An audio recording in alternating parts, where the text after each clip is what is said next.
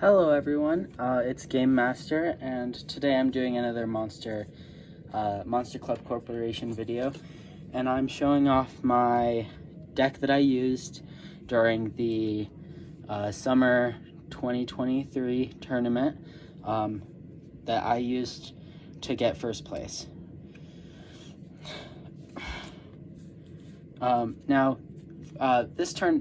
If you have a chance to join any Monster Club tournament, I highly recommend it. It was a very, very fun and good experience overall, and the community is just a great place, especially it's a very sportsmanlike area. Anyways, yeah, let's get into it.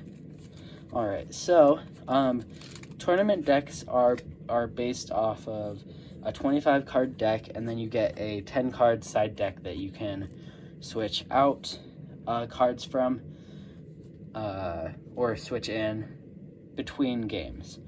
So I don't exactly remember what my first deck looked like. It kind of changed based on what other people had, but and you're also allowed to have proxies.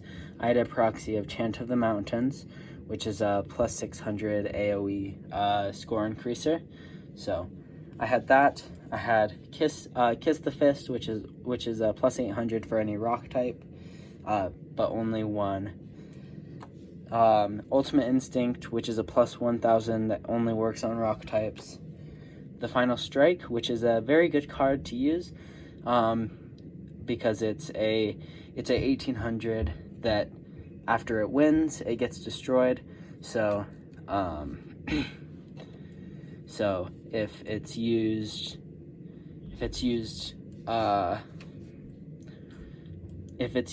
and then it destroys a card, then this card also gets destroyed. So it only counts as a point for you and not a point for them.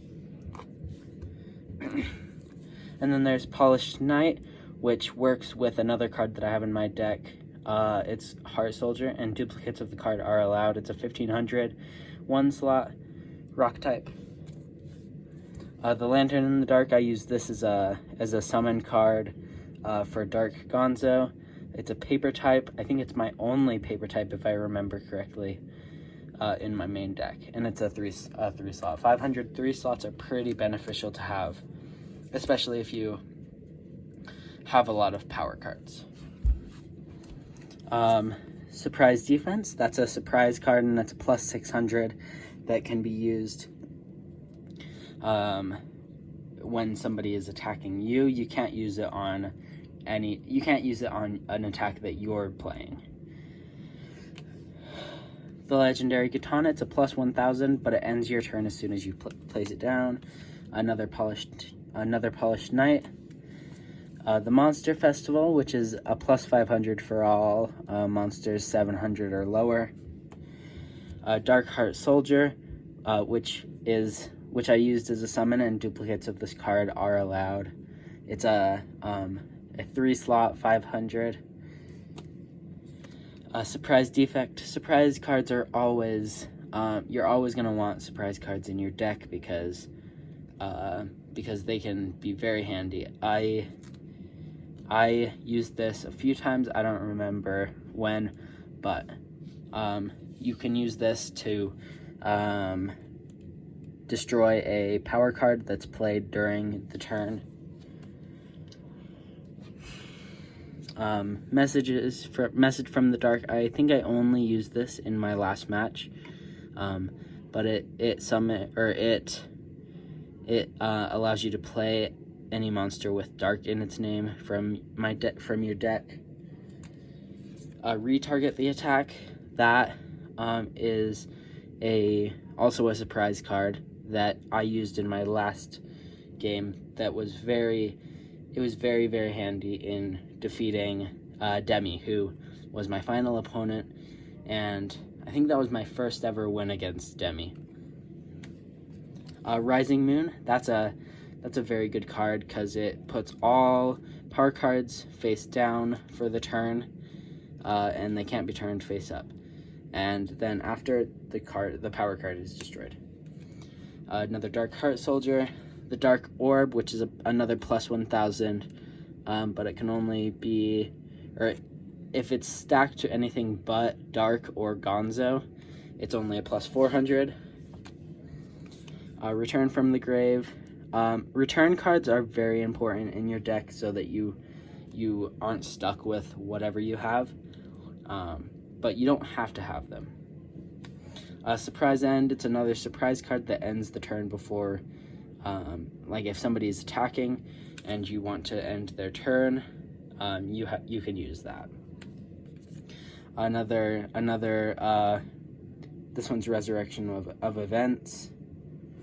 It brings back a power card that is in your grave, and that's a very good card. Dark Heart Soldier. Shard of Power. It's a plus 800 with no downsides, which is very well, except for it's not AoE, but it's a very good card to have. Dark Gonzo. This one you have to destroy a monster with dark in its name to play it, and it's a 1500 one slot. And then Monster in the Wall. I like Monster in the Wall a lot. Its score doubles if it's in the right position. So instead of being a 700, it would be a 1400, and it has one slot.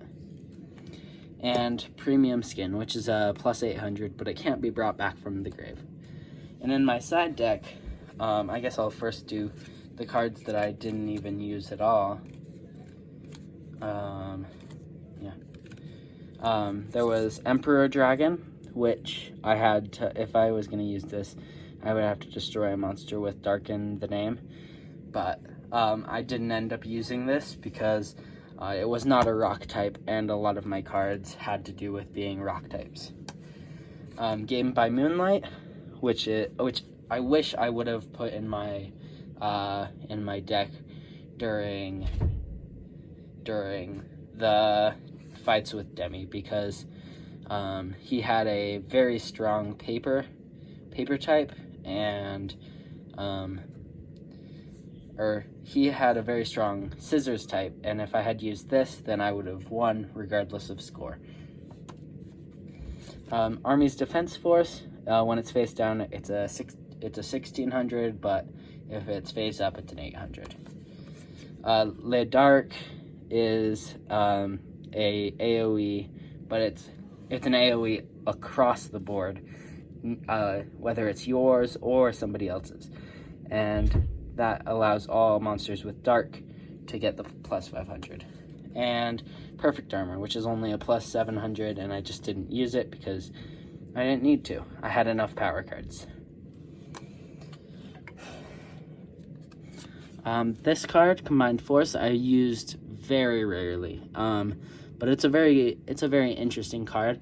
It's a very good card to play if you're at like 4-5, or no, 4-4, and you need just a strong push. I think I used this in the second game against Demi to combine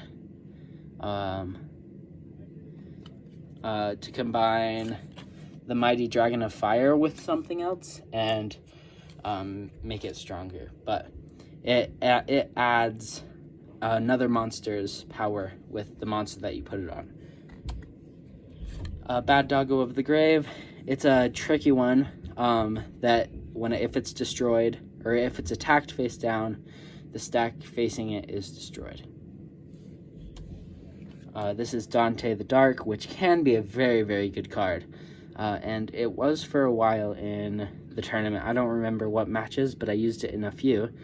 And yeah, that's the effect. And then Polished Collection, which is a very, very good, it's a better version of Le Dark. But I did use this card a lot. And it's a plus 700 for all cards or all monsters on your board with Dark in the name. So yeah, and I had a very fun time at the tournament, and yeah, so Thank you to everybody who participated. It was a pleasure. Thank you very much. Bye-bye.